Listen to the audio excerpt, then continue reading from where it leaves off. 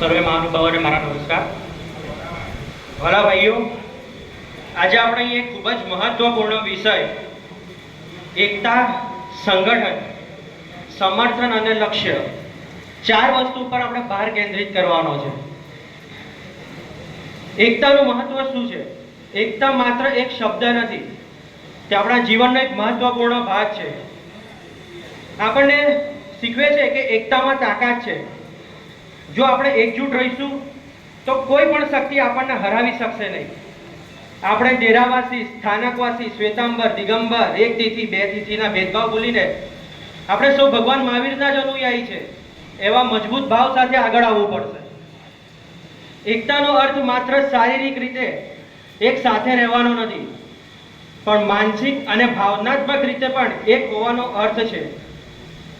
આપણા સમાજમાં ભલા માટે આપણે એક થઈને કામ કરવું પડશે. આપણે ન ભૂલવું જોઈએ કે આપણી એકતા અને સંગઠન આપણી સૌની મોટી તાકાત છે. બીજું છે સંસ્થામાં સંગઠન, સમર્થન અને સમર્પણ. એકતા ત્યારે જ અસરકારક બની શકે જ્યારે આપણી પાસે મજબૂત સંગઠન હોય. સંગઠન એટલે શિસ્ત, સમર્પણ એને ધ્યેયની સ્પષ્ટતા. આપણે આપણી સંસ્થાને એવી બનાવવાની છે કે જે આપણા સમાજના ભલા માટે સમર્પિત હોય ને જે આપણી સાચી દિશામાં માર્ગદર્શન આપી શકે. સાચા જૈન તરીકે આપણા ધર્મ, સંસ્કૃતિ અને પરંપરાઓનું રક્ષણ કરવું એ આપણી સૌથી મોટામાં મોટી જવાબદારી છે. સાચા જૈન તરીકે આપણે આપણા બાળકોને આપણો ધર્મ, ધર્મની રક્ષા અને સંસ્કૃતિના પાઠ શીખવવા પડશે.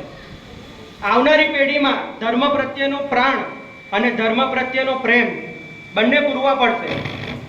તેઓને આપણા ગૌરવશાળી ઇતિહાસથી વાકેફ કરવા પડશે અને આ કરીશું તો જ આપણો ધર્મ સચવાશે અને આપણા ધર્મ ઉપર ગર્વ પણ અનુભવાશે. આજે આપણે જૈન અને અજૈન દરેક સમાજમાં વિભાજન અને નફરતની લાગણીઓ તો જોઈએ જ છે. આવા સમયે આપણે બધાએ આપણા આદર્શોનું પાલન કરવાનું છે. આંતરિક ભેદભાવ છોડીને એકબીજા સાથે મજબૂત બંધન બાંધવું પડશે. આજે સમાજમાં સમયની માંગ છે. સૌ કોઈએ આગળ આવીને આપણા સમાજના સંગઠનને મજબૂત કરી એકતાનો સંદેશો આપવાની જરૂર છે. અને છેલ્લું છે લક્ષ્ય. મિત્રો, આપણે સૌ નાના નાના પ્રયાસો પણ ચાલુ કરીશું ને તેનું પરિણામ ખૂબ જ સારું આવશે. અને દરેક વિચાર એ આપણા દરેક પ્રયત્ન મહાન પરિવર્તન પણ લાવી શકે એમ છે. સંગઠનમાં શક્તિ છે. જો આપણે બધા સાથે મળીને કામ કરીએ તો કોઈ અવરોધ આપણને રોકી શકે એવું છે નહીં. આપણા સૌનો ઉદ્દેશ એક જ છે કે જૈન સમુદાય એક મજબૂત અને સંકલિત સમાજ તરીકે વિકાસ પામે.